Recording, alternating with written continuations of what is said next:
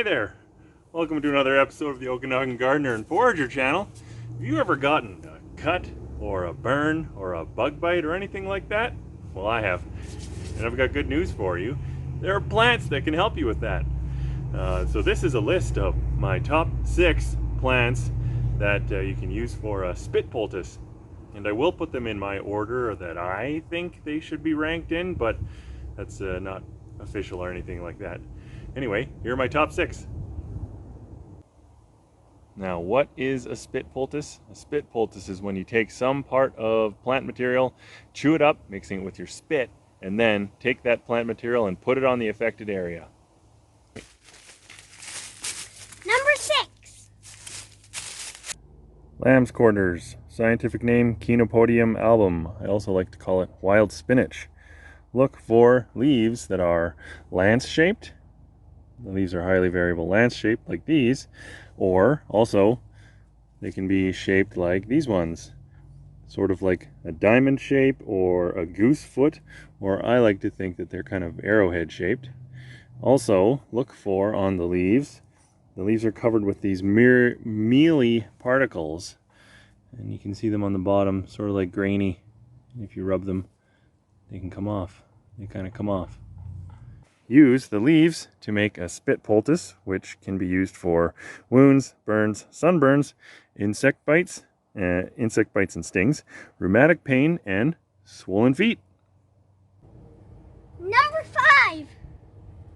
Common mallow. Scientific name, Malva neglecta. Look for 5 lobed leaves that are heart to kidney shaped with scalloped edges.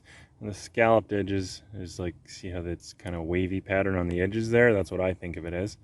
And the leaves themselves have long stalks on them. You can see here. And the stems branch widely to form the clusters that cover the ground.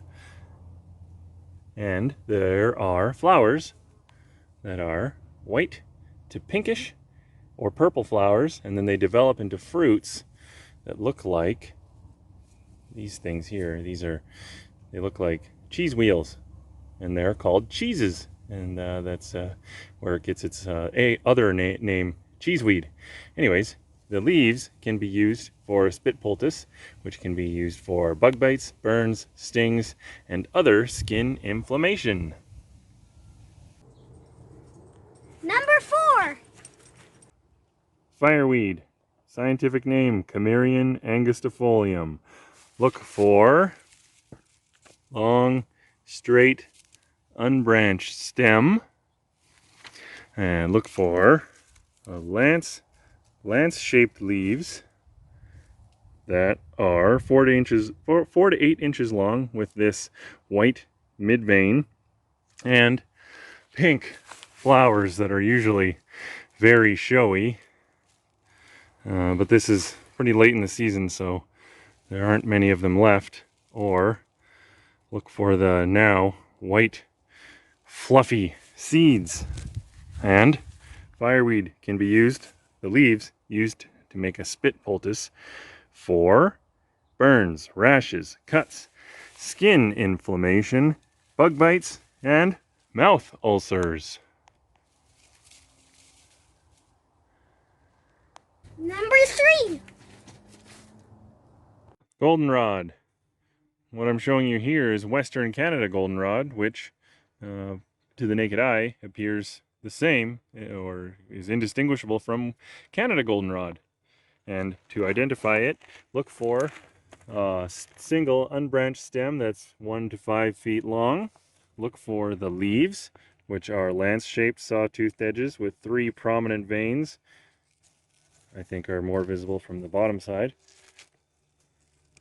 And look for the cluster of flowers, yellow flowers that are triangular or pyramid shaped. Goldenrod. The different species can be used interchangeably, more or less interchangeably. It was reputedly carried into battle by soldiers during the Crusades to put on wounds to stop bleeding. And the leaves can be used in a spit poultice for wounds, burns, insect bites, and stings.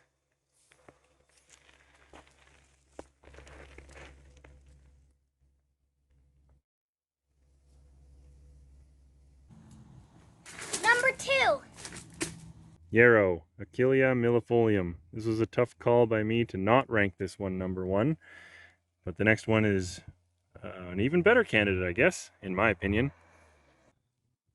Look for a simple stem that is 10 to 80 centimeters tall with alternate leaves.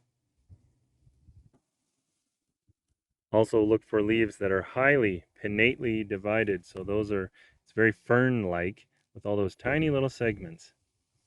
And look for flowers that are white or sometimes pinkish in clusters, and they are flat-topped. See how the flowers are all kind of on the same line? Maybe I'll insert some footage from an old video here, because the flowers are kind of harder to find right now because it's late in the season, and they're mostly all done by now. Part of the name for yarrow Achillea comes from the Greek hero Achilles, who was said to have saved many soldiers' lives by using yarrow on wounds. And that's one of the things that yarrow really is great for as a spit poultice, using the leaves for small cuts and deep wounds to help stop bleeding.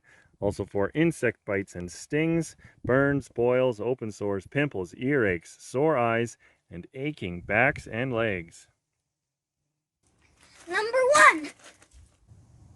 My number 1 choice for a spit poultice is common plantain, or broadleaf plantain, scientific name Plantago major. Look for a basal rosette of leaves. That means they grow along the ground in a circle pattern with broad elliptic leaves, and the top of them is kind of heart-shaped. Also look for the prominent parallel veins in the leaves, and look for the leafless flowering stalk. Common plantain can be used, the leaves can be used as a spit poultice for insect bites and stings, snake bites, sunburn, poison ivy, rashes, sore nipples, blisters, burns, cuts, and mouth sores. And if you do use it for mouth sores, make sure you spit out the poison that's drawn out. Those are my top 6 plants that I would use for a spit poultice. And if you liked the video, please give it a thumbs up. Would you have chosen any different ones? Would your order have been different? Maybe leave a comment. And if you like it, then maybe consider subscribing. Thanks for watching.